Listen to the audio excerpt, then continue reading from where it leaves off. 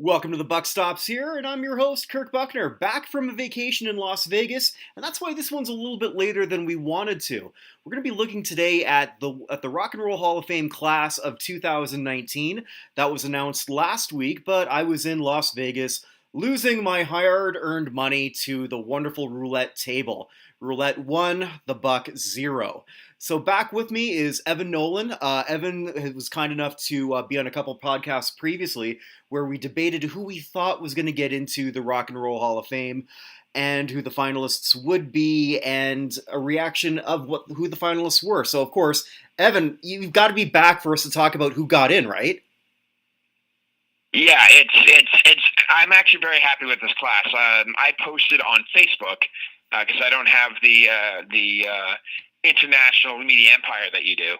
That what I thought the odds were for each band. It was great getting too. in terms of I ranked them 1 to 15, and they got my numbers of the top 8. 7 of them got in because I was actually expecting it to be Janet Jackson. Well, actually in order: Def Leppard, Stevie Nicks, Janet. We'll go through them all. But yeah, there's. I don't want to ruin it for other people, but there's only one person who I thought might get in with the musical excellence category, which they haven't done yet, and Or apparently maybe, may or may not be doing. Yeah, or may not at all, because right prior to when Evan and I were talking, we were really, one of the things that frustrates us both. I think you a little more than myself, though, is just the lack of inconsistency. Maybe I've just been looking at Halls of Fame so long, I just expect nothing less. So Yeah. Well, then I mean, we can't. And even baseball, who I think does a good job, all of a sudden we have Harold Baines in the Baseball Hall of Fame. Oh my God! Yes, that's a podcast in itself. Somewhere Reggie Smith is like, "What the hell, man?" If you guys don't know who I'm talking about, Reggie Smith, that's because he's just as good a ball player as Harold Baines. But anyway, I have his baseball card kicking around somewhere as a Giant, I believe. No, it was a Dodger. Sorry. Well, he was a Red Sox. He was an Expo. I think at some point he was Dodger. He was all over the place. But anyway, we're not here to talk about Reggie Smith or Harold Baines. Oh my God! So let's look at we'll just go one by one of those who were selected. One we both said was going to get in this year, although we still don't know if they're going to show up. And if they do, they probably won't give a very passionate speech about it. That'd be Radiohead. Yeah, Radiohead. I thought we were both surprised didn't get in last year. So I wasn't surprised at all that they got in this year. I told you I had that list. I had Radiohead as my third most likely band to get in. I put them at hold on. I had them at a 90% chance of getting in on this ballot. Even if they weren't there. There are people who said that because Radiohead wasn't going to show up, they wanted bands there, so they let 7 in. And if that's the way they were on the Rock Hall voting, that annoys me even more. The Radiohead, I don't think either of us were surprised to see walk through this year. Yeah, now I think the only question is, are they going to show up? But at least, they've been pretty upfront about it. It's they haven't trashed the Rock Hall, but they have said it's something that they don't quite get its importance. And, where sometimes when a band comes off that way, it sounds a little pretentious. I actually believe that's what they mean. I really believe that that's what they think. Yeah. Yeah, it's interesting too because when they made the announcement, for each band that gets in, they have the music or the one song you would know in case people are like, who the heck is band X who got in?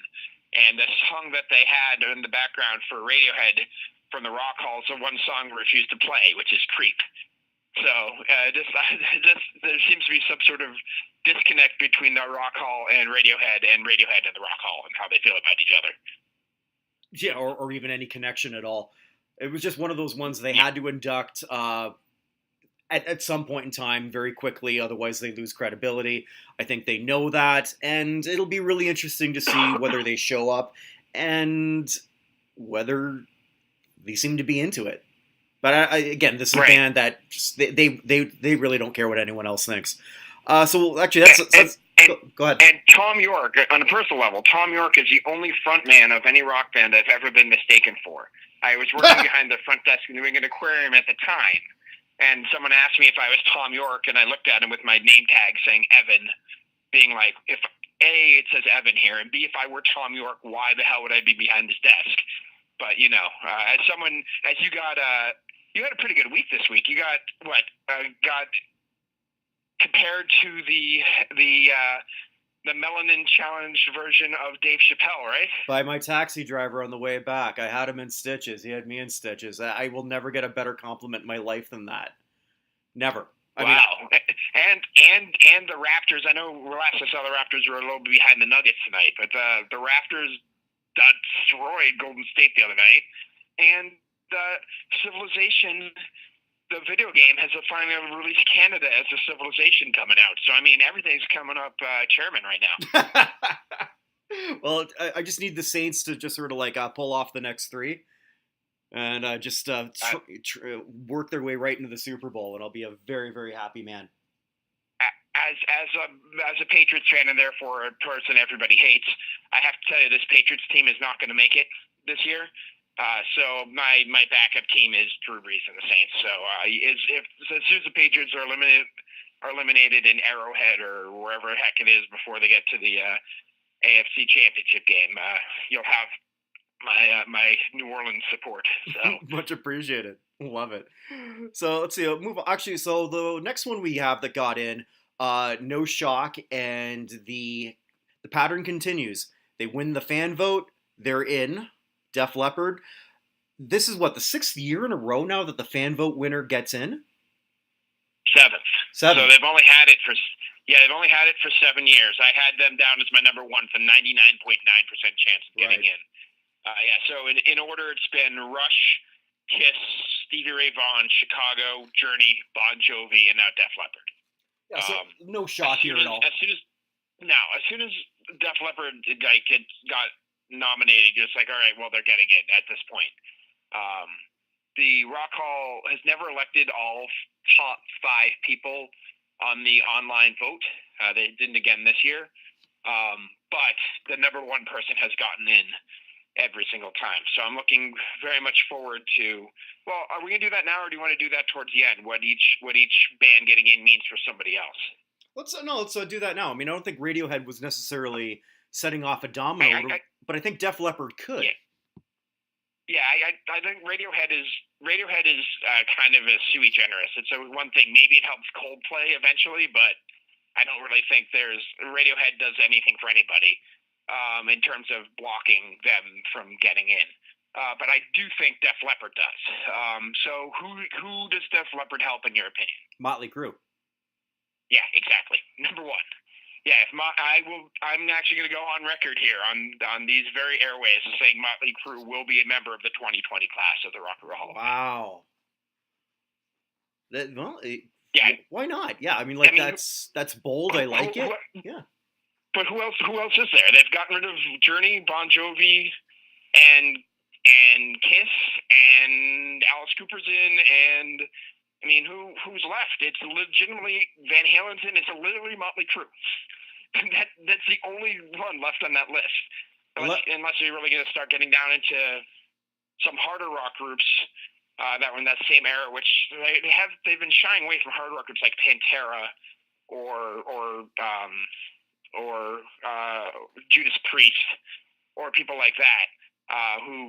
That rock and roll, apparently the rock wing voting block has not fallen behind those folks, but it just literally seems that Motley Crue is the only one left to me.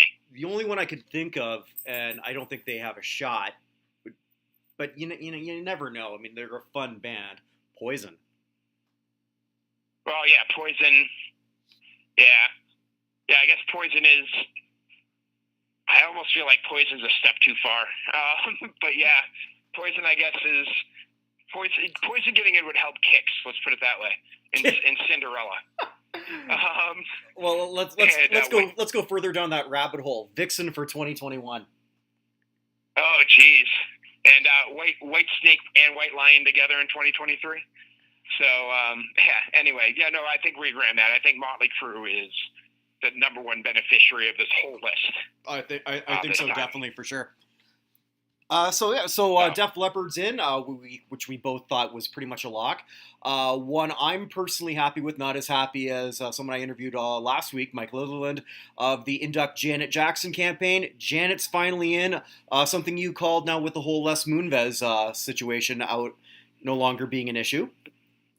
Yeah, with Les Moonves not being there, and apparently they were letting it out, the guy who nominated him, like, basically vote for Janet now, or we may not be able to get her on the ballot in coming years. Mm-hmm. That was floated out there. So I'm very excited. I'm not surprised. I actually had someone ask me, does Janet Jackson belong? And I just gave him a list. It's like 21 top 5 hits, 7 of which were number 1, 100 million records sold, a 29-time platinum artist, everything. He's like, oh, I should probably know her more than Michael's little sister. I'm like, yes. Yes, you Definitely. Should. Who do you think that opens the door for? Well, that's a question. Because of do you want to go to the other female artists as well? Yeah, we can go there right now. This one because I hate grouping them together, but that's how the Rock Hall works. So true, whether right or wrong, and they really because there's nothing similar about these two. Stevie Nicks got in, making her the first female to be inducted twice. The first female Clyde McFadder. That's what they call it, the Clyde McFadder Club, because he was the first person inducted twice, both as himself and with the Drifters, right? Yeah, it's a name I never, despite how long I've been doing this, I never even think about that. But yeah, it's so true. Yeah, so Stevie's in, so like as a group, and I think you're sort of right there. This doesn't necessarily open up for any particular genre. It opens up for women in general. And it is good to see two strong women get in. Right, agreed. I absolutely agree with that. But I went back through, and since 2000, we've only, the most exciting thing is that we had 2 female artists the same year get in. So going all the way back to 2000, female artists getting in. 2000, we had Bonnie Raitt. 2001, we had nobody. We had 8 inductees and not a single woman. 2002, we have Brenda Lee. 2003, we have 5 inductees, no women. 2004, we have 7 inductees, no women. 2005, we have 5 inductees, no women. You're sensing a pattern here, right? Oh, I'm sensing a pattern. I mean, 2006, Blondie. Okay, so we got at least 1. 2007, we actually had 2. We had the Ronettes and Patti Smith got in finally on their 7th try. 2008, we had Madonna. 2009, we had Wanda Jackson walking in through the back door. Mm-hmm. 2010, we had ABBA, so I guess we had 2 women in that group. Yep. 2011, we had the greatest Christmas song of all time, getting Darlene Love into the Rock and Roll Hall of Fame on her 3rd opportunity. Yeah. 2012, we had Laura Nyro. 13, we had 2 again. We had Donna Summer because she died, which is terrible to say, but that's what happened. Mm-hmm. Ed Hart got in. 2014, we had Linda Ronstadt because she lost her voice. 2015, we had Joan Jett. 2016, we had nobody. 2017, Joan Baez, they remembered existed. And last year, we had Nina Simone and Sister Rosetta Tharpe getting in, I guess, through the back door. So she wasn't wasn't directly elected. And now we have 2 women again with Janet and Stevie Nicks. So I mean, that's 3 times in 19 classes that we've had 2 women, and we've had more classes with no women than we've had classes with 2, which is ridiculous. Which is why, even though Stevie Nicks and Janet Jackson have nothing to do with each other, they have to be lumped together for the purposes of this thing. So I think this helps one person who didn't get in this year for I think the 5th time more than anyone else, and I'm sort of going a little bit further because we're going to talk about those who didn't get the cut, who didn't make the cut. Shaka Khan, I think, is the biggest beneficiary of this now. I guess. I don't. What is Shaka Khan's constituency though? Like I'm not going to say I am the hugest Shaka Khan fan one way or another. I don't have strong feelings about Shaka Khan, but she is basically sort of on that dead era for the elections. Anyone who has anything even remotely related to disco has a very tough time getting in. And not that Shaka is particularly on that disco side of things, but she's in that era, and it's hard for me to see. I mean, this is her, fifth time on the ballot, 3 times with Rufus and twice on her own. I don't know. It seems to me she's more likely to be chic than an inductee. It's like she's going to need a musical excellence award on her own. Sure, but it doesn't hurt. Oh, no. Well, it certainly doesn't hurt her. Yes, getting 2 more women in does not hurt because Janet Jackson's the first woman born since 1960 to be elected to the Rock Hall. Every other woman has been born before 1960. There's 66 male members of Rock Hall born since 1960. So no new person is really going to be moving the needle who's coming on. So yeah, clearing out 2 colossal competitors helps. I mean, the obvious person to me who should have been in a long time ago is Tina Turner. Now that we have one woman who has joined the Clyde McPhatter Club, how is Tina Turner on her own as a solo artist not in? Or not even Diana Ross. Yep. Yeah, Diana Ross as a solo artist isn't in. Cher isn't in any capacity. Carly Simon isn't in. Pat Benatar may actually be the biggest beneficiary of Janet getting in, strangely. Yeah, actually, that's who I was. The other person I was going to say too is Pat Benatar, who, if she's ever nominated, that could be someone who could win the. Well, unless Motley Crue's up, because she won't beat Motley Crue, but Pat Benatar could do very, very well at a fan vote. Agreed. It maybe even help someone like Kate Bush, who's been on the ballot once before, get her way back on. Or Carole King has had a whole bunch of people throw her out there. Like, why isn't Carole King? And she's in as a songwriter or whatever. They put her in strangely a long time ago. But she's not a member. Like, I honestly think Pat Benatar is probably the biggest one, but someone like Carole King, who's been around for a while, is probably a pretty good beneficiary of 2 women getting out of the way. Or they could go a totally different direction for 2. I've got 2 women I'm sort of thinking of that may not necessarily have the rock credo, but that doesn't always necessarily mean anything. 2 of the biggest powerhouses in popular music in the last 25 years: Mariah Carey, Whitney Houston. Yeah, Whitney Houston, I think, before Mariah Carey, but yeah. Janet probably does help Whitney Houston get in. Yeah, because Janet is considered by a lot of people, and I don't agree with that, but more of a pop artist. Yeah, no, I agree. I honestly, what hurts them, the 2 of them, was Madonna's induction. First time. There's such a backlash to Madonna getting in and the way she dealt with the Rock Hall. I don't think she showed up and made, if I remember correctly, she made some weird stink about the fact it just didn't matter to her, and people didn't want her, the rock purists didn't want her in there in the first place. That's kind of hurt the other diva singers like Whitney Houston and Mariah Carey, and it's kept them from really getting some serious consideration. But yeah, I honestly think we agree on that Pat Benatar is probably the single who hasn't been on the ballot before, to me, is the single biggest beneficiary of Janet and Stevie Nicks getting in. Okay. So another one that got in that actually makes me very personally very, very happy, Roxy Music. Yeah, Roxy Music.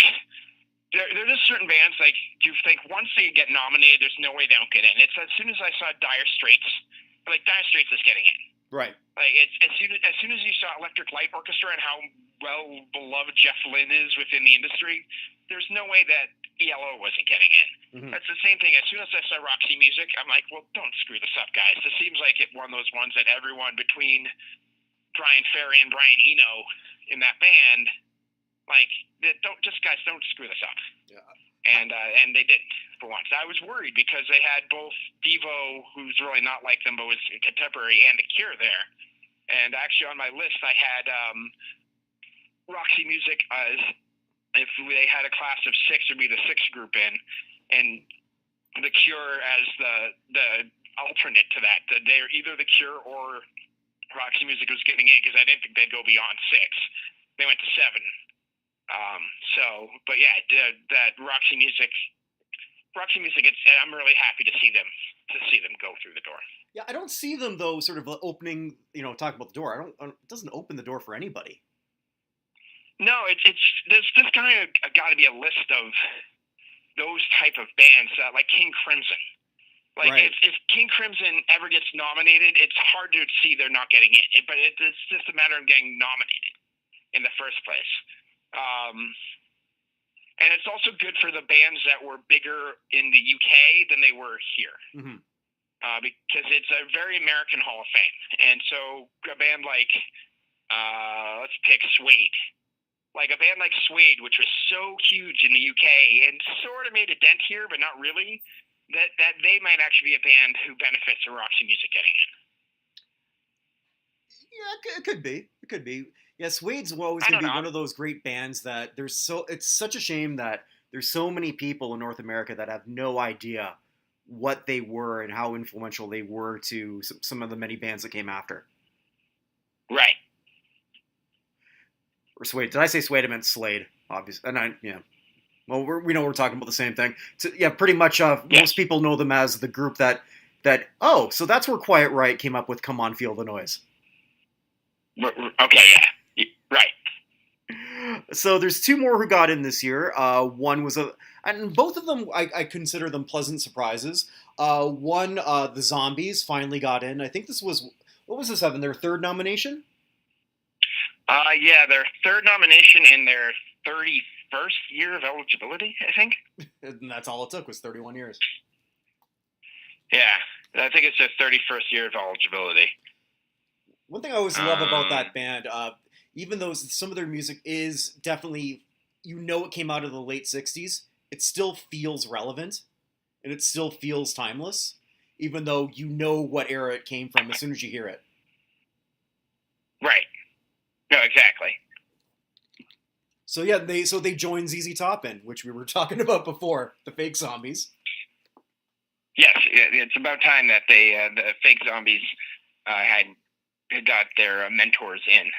Yeah, so maybe then Frank Beard and Dusty Hill, they should just sort of like go there and accept on their behalf.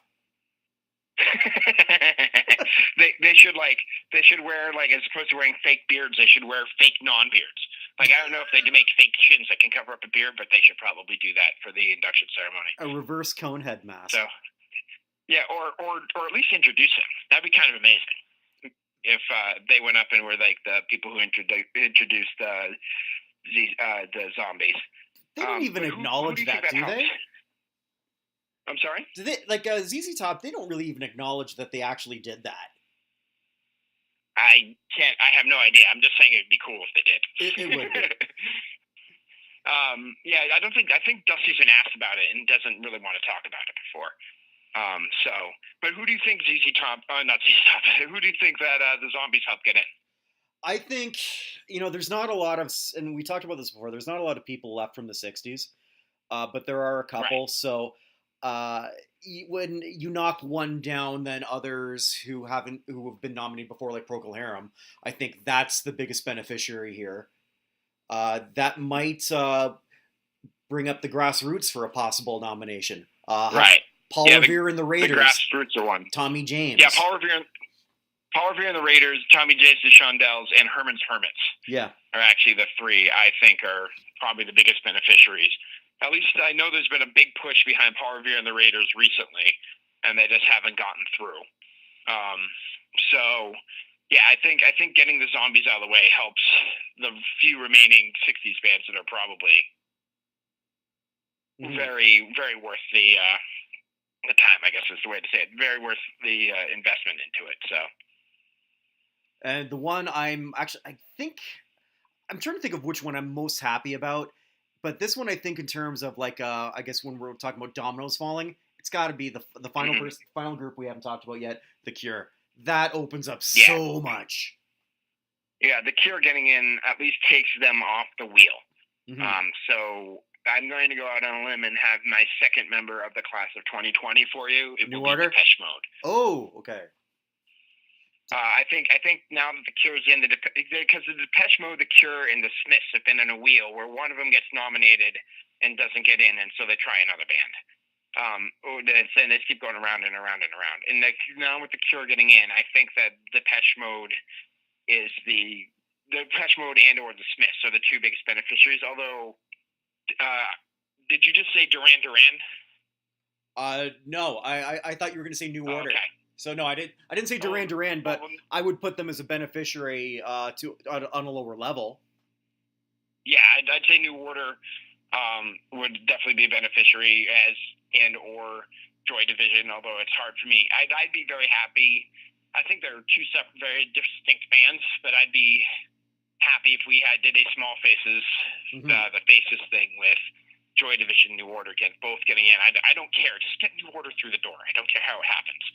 For sure. But yeah, I think that the Depeche Mode, the Smiths, Duran Duran probably, and New Order are the four biggest beneficiaries of the Cure getting in. Yeah, and I think that's a genre of music that has not been, up until now, actually acknowledged. Well, I don't say acknowledged, because they do acknowledge it in the actual Rock and Roll Hall of Fame Museum, but it's not been represented in the hall. And it's going to be really good. I'm really excited about that, and just really what more that represents than anything else. So after this, I guess we should look at the ones who didn't get in.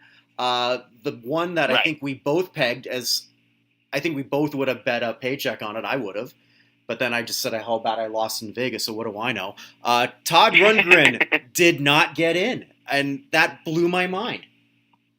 Yeah, he was fifth on my list of bands here. I had Def Leppard 1, Stevie Nicks 2, Radiohead 3, The Zombies 4, Todd Rundgren 5, Janet Jackson 6, Roxy Music 7, and The Cure 8. I thought I had Todd Rundgren in there because I thought he was getting in one way or the other with that musical excellence thing, which didn't happen this year. What's going on? Yeah, it exists at the whims of Stevie Van Zandt. I mean, I feel like they already have a class of 7, and so we don't need to get somebody else in here. But it's interesting because he finished third in the online vote, which is pretty high for somebody to get in. It was really Def Leppard and Stevie Nicks were 1-2, and then a very close and strong third was Todd Rundgren, and then it dropped off from there. So he was the only one of the top 5 who did not get in. And Hall said that the reason that 7 got in, and again, this goes back to my problems with the Hall, is that there were 7 that were really close, and then there's a drop off. So because their criteria is allegedly that you're supposed to have 50% of the ballots gets you through the door, right? Mm-hmm. But they said no, there were 7 that were close, so we just got them in, which could mean numbers 4, 5, 6, and 7 could all be at 40%. None of us would ever have any idea because they have no transparency.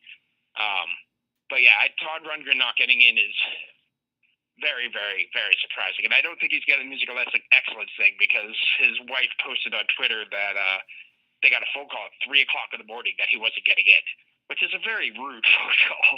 Mm-hmm. I know it's the middle of the night, but I just want to give you bad news so you're not having any trouble sleeping. I don't know. But yeah, so I don't think they would have made that call if they didn't have the musical excellence thing not lined up for him. I had an ex-girlfriend call me at 5 in the morning and dump me. So that didn't feel too good. It was like, can you just waited 2 hours for me to wake up before you first started my day this way? But yeah. Well, no one ever said that they weren't assholes at the Rock and Roll Hall of Fame. Well, that's true. But I have to say though that I think Todd Rundgren not getting in. I had someone actually ask me when I thought that Warren Zevon was getting in. And I think the answer is I think that they have that singer-songwriter sort of category. Mm-hmm. I feel like Todd Rundgren's filling it now, and until he gets in someone like Warren Zevon, who of course has other issues too in this Me Too era, with the domestic violence he had mainly due to his substance abuse. Mm-hmm. But someone like Warren Zevon is going to have to wait, I think, until Rundgren gets in. I think him not getting in hurts any of those alleged singer-songwriters, whoever you want to put in that category, from getting in until he's through. Mm-hmm. So other people who didn't make it, well, we already talked about Rufus and Chaka Khan. So yep. Kraftwerk did not make it. Again, I've always said that I think they're the most worthy band that should be in, but they're also the ones that legitimately care the least. They'll be back on a ballot again, and sooner or later they're going to get in. And you could just send probably any 4 of my German uncles to just sort of accept the award, and most people really wouldn't know. I'm telling you, send Deadmau5 and Daft Punk without the helmets, and nobody would be able to tell the difference. So, yeah, well, although I have seen one other site not that long ago just to sort of check out, just see if they were playing in the area, which clearly they're not. But they've got their bodysuits on, and it's sort of like that Tron look, like with the grids. But some grids expand a little bit more than others in a midsection. Yeah. You definitely figure that after they sort of take those outfits off, they're walking around in socks and sandals for sure. Right. Yeah, definitely. But I think that does Kraftwerk not getting in hurt anybody? The answer to that is I don't think it really does. I think again they're kind of their own category in a way. Yeah, it doesn't hurt anybody, doesn't affect anybody. The only one I can sort of think of, or maybe people who sampled them a lot, but even then, I'm really reaching. Yeah. I think So they didn't get in.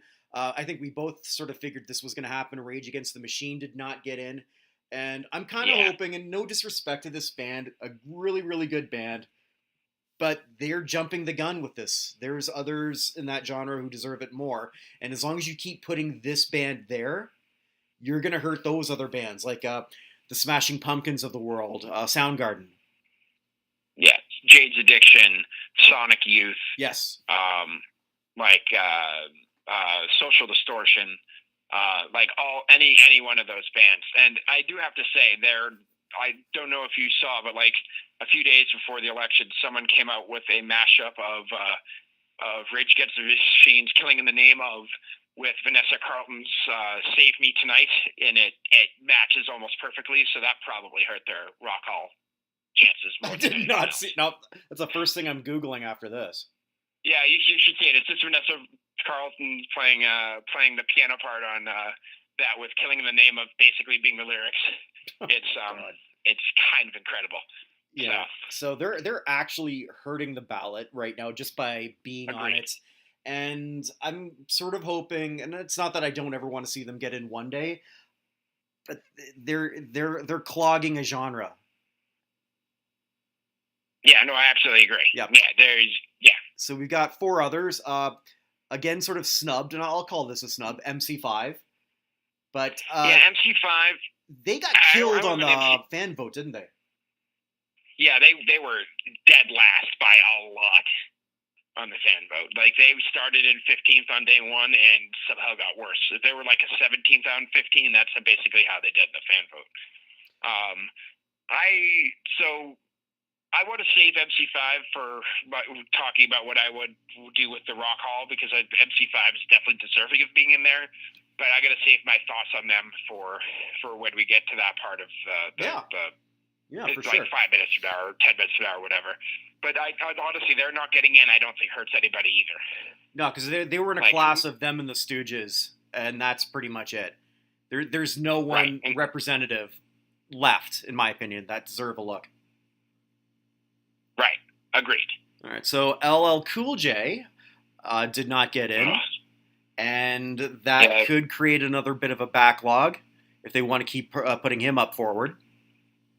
So LL Cool J, from what we heard, basically going to be the hip hop nominee until he was in, which is a terrible, terrible thing, because who eligible this year for the first time was A Tribe Called Quest and Snoop Dogg. Mm-hmm. Like, they're both eligible this year for the first time. We still don't have Dr. Dre, who's at least worthy of talking about. Yep. We still have backup of Eric B. Rakim got that one nomination. Afrika Bambaataa is around there. There's also Outkast, Wu-Tang Clan. Right. I mean, these are some serious heavyweights here. Yeah, and they're all waiting for Chris O'Donnell's TV buddy. Like, it's. I mean, I'm not saying that he doesn't deserve being a Rock Hall. I'm just saying that there are more people who deserve it before he does. And just looking at the coming up here and going forward, I don't know how. I mean, Notorious B.I.G. is up next year for the first time. He can't be in over Biggie. In the history of music, who's more important, Biggie or or LL. It's Biggie.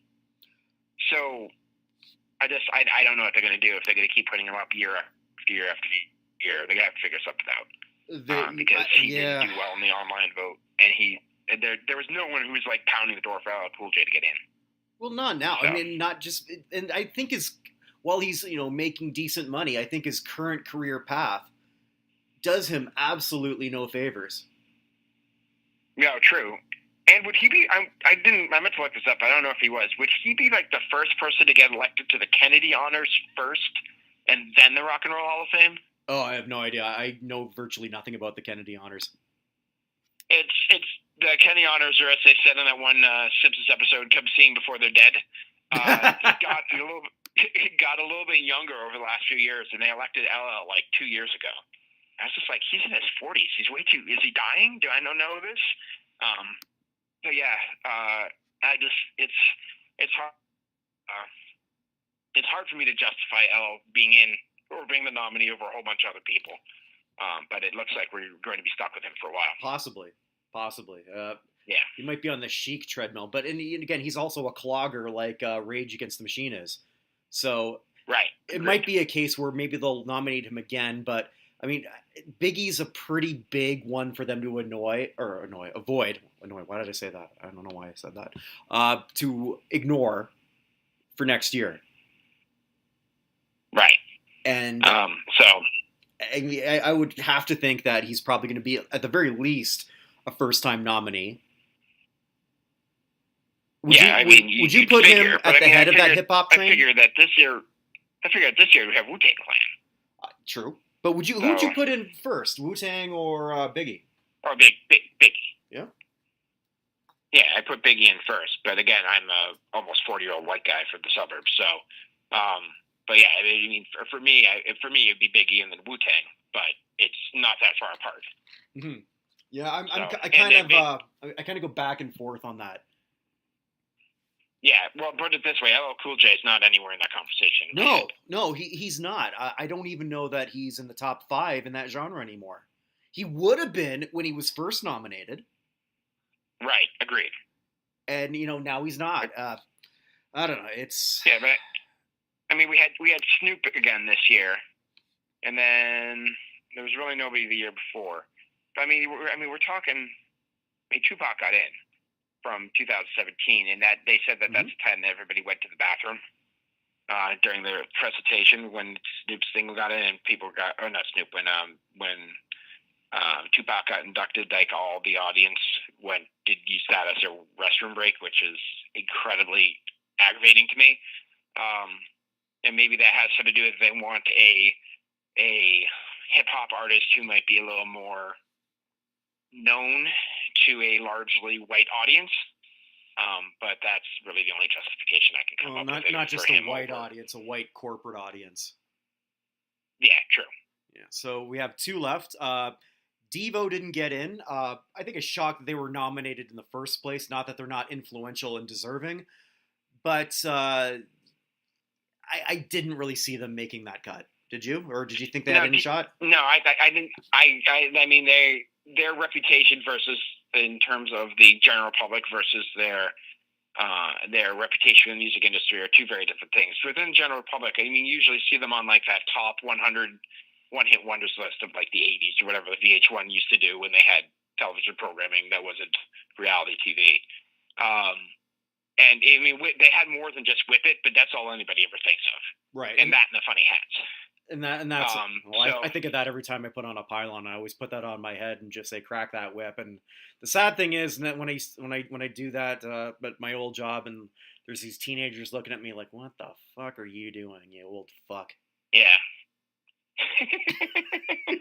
These kids today, and it's your podcast, man. It's your podcast. Swear as much as you want to. I plan to. But yeah, I don't think Devo really affects anybody unless you're. I mean, if Devo gets in, who does that open the door for? Like in your head, and I hate saying this. The first band that opens the door for to me is the Buggles, and they're not getting in. And I know that's a terrible thing to say because the Devo is much more influential than the Buggles, but in my head, I connect the 2 of them. For me, in terms of sort of like quirky in the 80s, it's the B-52s. Yeah. See, to me, the B-52s are a novelty act. In many ways, we've had this discussion before. Yes. I mean, the Rock Lobster, Planet Claire, like, I mean, Love Shack's one of the all-time greatest songs. Don't get me wrong, but like most of the other songs are they're just weird. They're stuff that you'd hear in Dr. Demento when I was a kid, essentially. If the person who's blocking the B-52s, at least in my opinion, in my head, is Weird Al. If Weird Al gets in, I have no trouble with the B-52s getting in. But until Weird Al's in, I have a serious problem with the B-52s being nominated. So I don't know. I guess I have mad respect for that group, or maybe it's just because I think I can sing better than Fred Schneider. Well, that's damning yourself with faint praise. Well, so. I never said that. I was a good singer, though. Hop in my Chrysler, it's as big as a whale, and it's about to set sail. Huh? That's like me. That's like me, who my 8th grade art teacher told to stick to music. Is a better painter than Jackson Pollock. I mean, it's not that hard. So Jackson Pollock is the Chuck Berry of art. Came up with one good idea, and then or not Chuck Berry, the Chubby Checker. Oh yeah. I've heard a lot of people talk about him not picking the Rock and Roll Hall of Fame, particularly since he just passed away not too long ago. And I was like, it's hard for me to see that one. Mm-hmm. And the last one, I don't think much to talk about here. It was a nice little cool nomination, but I don't think he would say he was getting in. John Prine, who was nominated for the Songwriters Hall of Fame.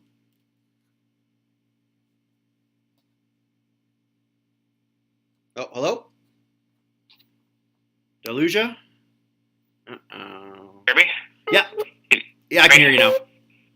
Okay.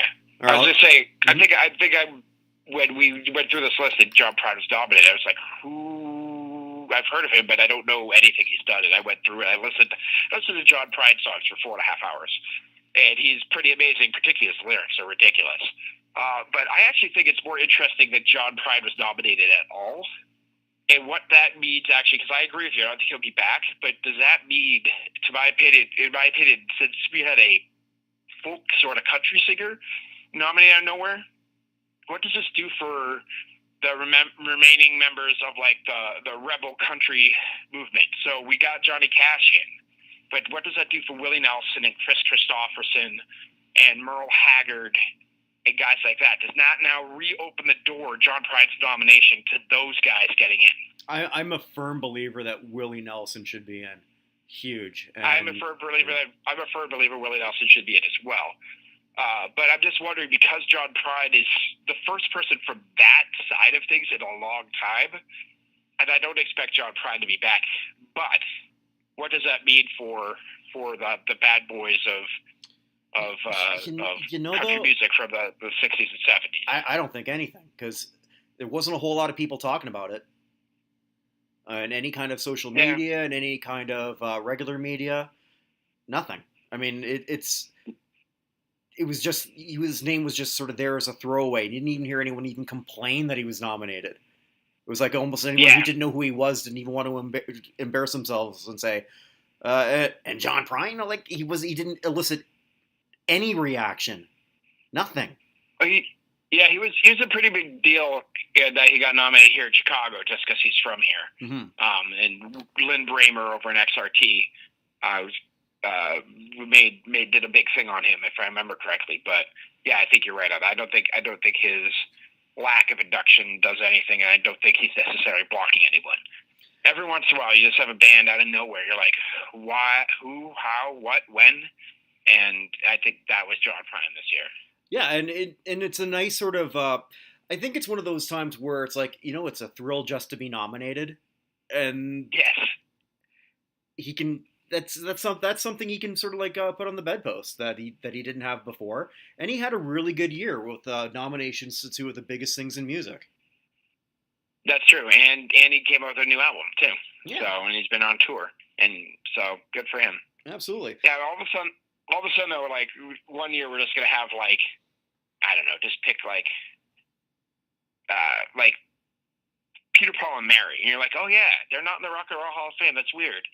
And either they're going to get in or they're not.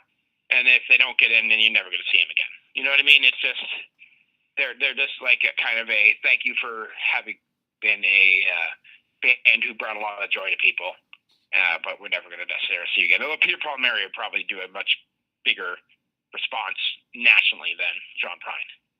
So they very well could. As a little kid, though, I thought for years that they were Sharon, Lois, and Bram. Like I really did. I heard of them around the same time, and I couldn't tell them apart until I was at least 8 years old. Wow. Another useless tidbit of the day. So, Evan, you've got some ideas of what you want to see the Rock and Roll Hall of Fame do. Yeah, so I'm going to go back to MC5.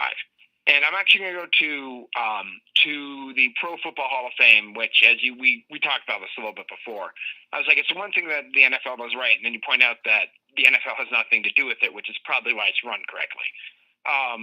So the Pro Football Hall of Fame has the first step in it is anybody, like literally anybody in the world, can nominate a player to be on the initial list of people.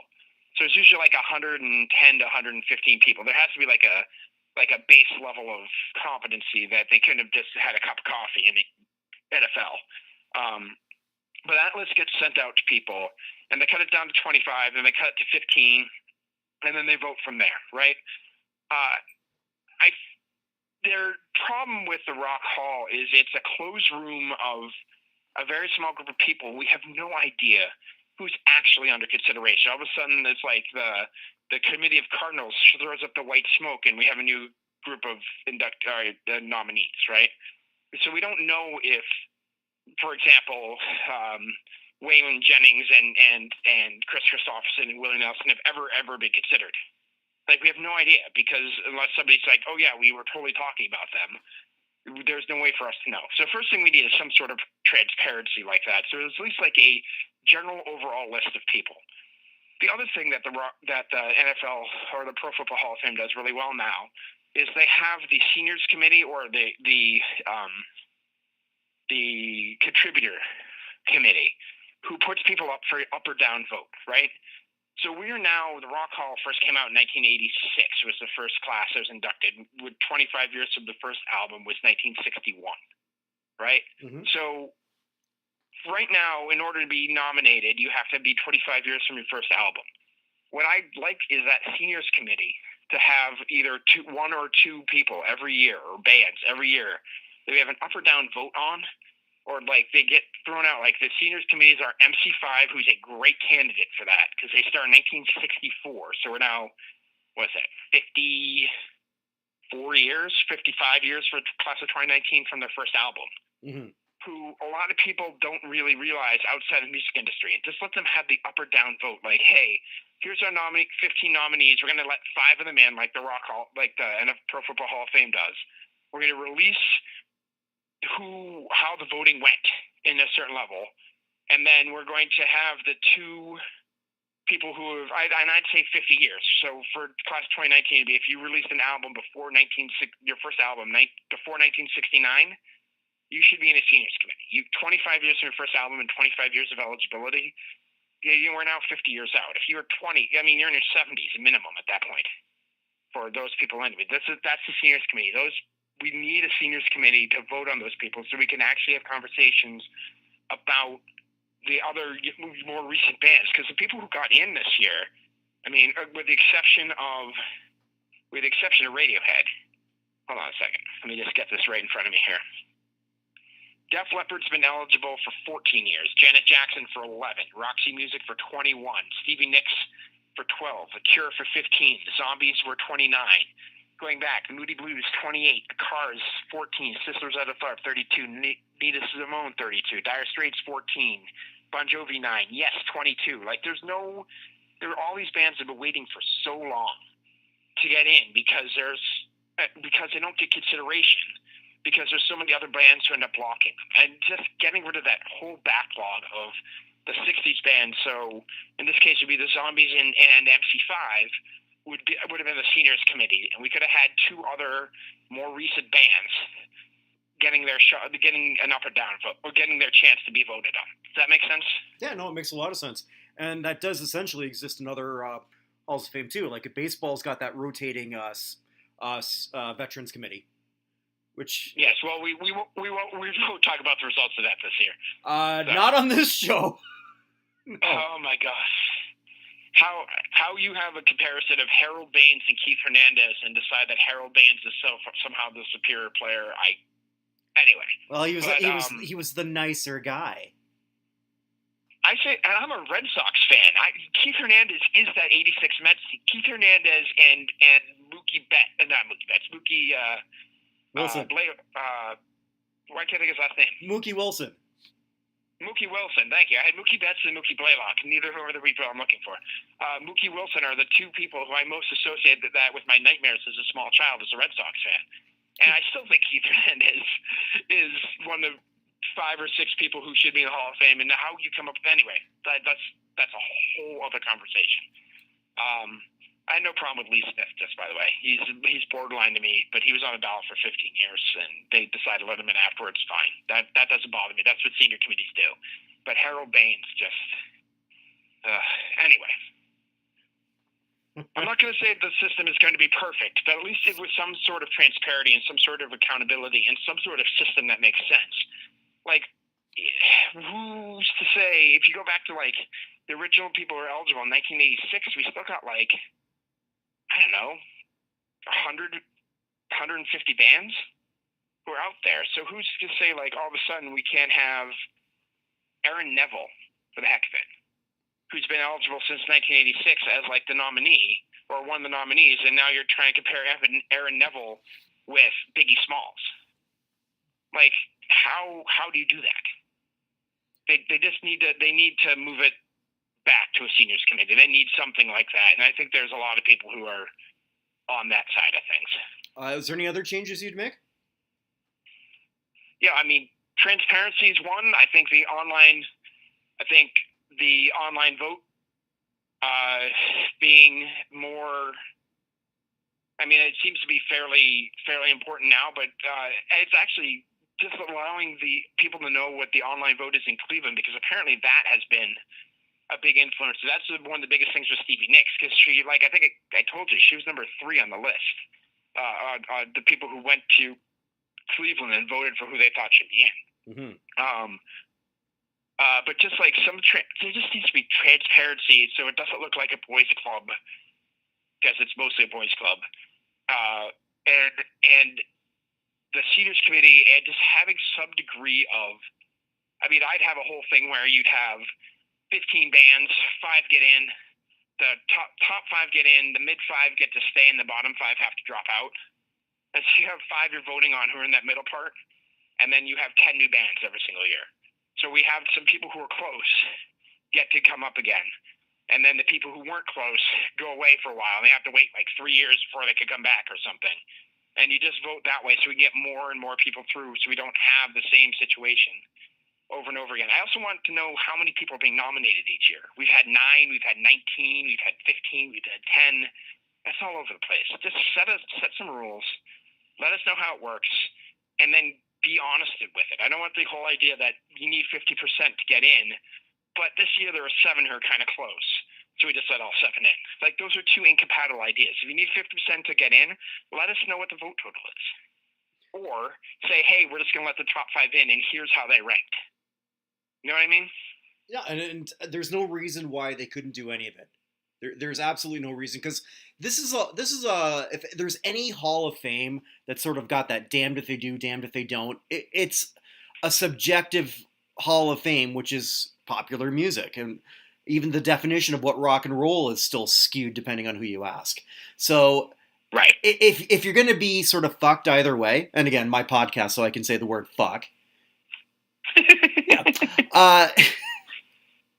Just be open. Yeah, just be open about it, because you really, for everything you think you're going to lose something, you're going to gain a little bit more, and you're going to gain at least some kind of more credibility than a lot of people, because there's a lot of people who think that the Rock Hall doesn't have it, including a lot of the people who are the inductees. Ask Steve Miller what he thinks about it. Joe Walsh. Right. Well, or how about the Sex Pistols? Yeah, the Sex Pistols. Yeah, what did they call it? A piss stain. Yeah, the angry letter when you watch the video at the Rock Hall, they have like all the songs from all the inductees, and for the Sex Pistols, they have a posting of the letter they sent the Rock Hall. When you were there watching that video, because I saw that and they were doing all that, I was wondering, like, are they even going to acknowledge that the Sex Pistols are in the hall? And they actually showed the letter. Like, well, okay, you're transparent here. Yeah, the music stopped. Yes! And they showed the letter, and then the music started again with the next band. Yeah, I mean, like they pretty much just publicized, like in that, or even acknowledged the biggest FU that they ever got. But they can't be transparent in other things? Right. Exactly. Right. Just by the way, I think we talked about how Def Leppard said they would go, and now you're like, that's going to change immediately. Yeah, it changed immediately. I'm like all super excited about it now. But when you heard that them say that, I mean, I don't know about you, but I didn't believe that for one fucking second. You guys are going, like, when other bands say that, I believe it. Def Leppard, no disrespect to them, but it was like one of those things where, like, I don't believe this means nothing to you. I don't believe you when you say that. I just don't. Right. So, out of the ones who got in, who do you think it means? You think it means the most to Def Leppard? I would think so. Out of all the ones who got in this year, I think it means something to Janet. I think Stevie Nicks thinks it's nice, and she's honored to be the first woman in twice. But I don't think it's. I mean, she's already been in. I think that's a little bit different. I don't think it means that much to Radiohead. I think it probably means a lot to the Zombies too, who've waited so long. I mean, I would think, yeah. Yeah, the Zombies weren't nominated for the first time until 2014. So this has only been a 5-year process and like a 29-year odyssey to get here. But yeah, I'd say probably it beats the most to Def Leppard. And Janet's got to be not that far behind. I think she cared a lot more than at least the people around her cared a lot more than she probably would have let on. Probably, yeah. So here's some of the big people who can come up for next year. So Biggie we talked about quite a bit, but I don't think he's even the biggest rookie on this ballot for next year. That's Oasis. Yeah, Oasis. Yeah, this is the next year. I have a list here of. I just went through it not too long ago. I have a list here of 55 artists who have a legitimate, like, at least shot at looking at it, and it's a pretty good list. I mean, even like some of the, one of my favorite bands of all time, Cake, is in here, but I don't think Cake necessarily is ever getting the Rock Hall. But we got no, probably not. We got Bush, we got Daft Punk, Dave Matthews, the Fugees, G Love and Special Sauce, Jeff Buckley, Jimmy Eat World, of course, I'm sure is definitely getting in. Korn, Marilyn Manson. Incidentally, Marilyn Manson's exactly 10 years older than I am, so it's good to have him there so I know what I'm going to look like in a decade. Well, wait, I thought you looked like Tom York. Yeah, but that was a joke because I don't look anything like Marilyn Manson. It's just we happen to have the same birthday. Let's see. Nas, Notorious B.I.G., Oasis, Seven Mary 3, Raekwon, Cake, Usher, Outkast, Veruca Salt, Weezer. Like, those are some... Weezer could do very well in the next few years. Yeah, did you see Saturday Night Live last night, by the way? No, I was in transit coming back from Vegas, so I missed, I got to see just whatever they would show at the airport, which was Saturday Night Football. So I missed Saturday Night Live completely. Okay, because Matt Damon was on last night, and one of the last sketches they did was like a holiday party of neighbors getting together, and Matt Damon and I can't think of her name. One of the castmates. I'll think of her name in a second. Will come to me. They were sitting around talking, and a fight broke out over how good a band Weezer actually was. It was like, do people actually argue about this? I'm like, no. But it was actually very, very funny. So I highly recommend you go and find that one. For sure. Usually the further you get, the further out you get, into the SNL, the worse it gets. It was Matt Damon and Leslie Jones. That's her name. So Matt Damon and Leslie Jones arguing about Matt Damon's like, Weezer's the greatest band of all time, and Leslie Jones is like, they didn't do anything good after Pinkerton. Everything after that's been crap. And they just basically almost got into a fight, like a physical fist fight over how good Weezer was as a band. So I love how Pinkerton has become a classic. When it came out, it was considered such a dud. Yeah, well, yeah, and I personally enjoy the Green Album quite a bit, but I did not enjoy Hurley. So, but yeah, there's so this ballot are coming up. There's so much talent coming up here. Like even some of the other ones, like Elliott Smith's up, Jeff Buckley, Portishead. Yeah, Portishead.